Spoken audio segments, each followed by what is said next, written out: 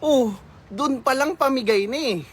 Sayang yung naipundar na pera ng mga mamamayang Pilipino doon sa nag-NPA na bata.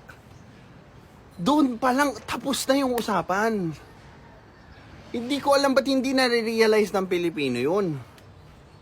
Is it because we lack of critical thinking, especially doon sa mga ideologies na tinetreasure natin?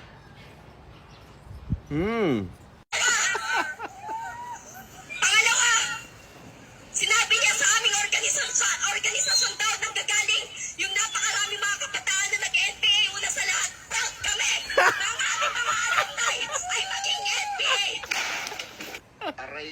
Oh, tapos anong red tagging yung iniiyak nyo ngayon? Eh kung proud pala kayo sa support na binibigay nyo doon sa grupong terorista.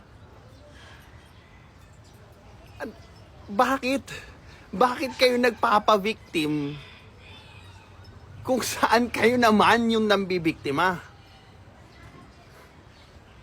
Ka-Raven, please explain. Please explain, Ka-Raven. Yung mga magulang dyan sa University of Santo Tomas, mag-ingat kayo because it's already infested by the same groups that are leading our children to their slaughter. Tapos, pag namatay na corned beef sa bundok, sino sisisihin nyo? Yung gobyerno pa rin?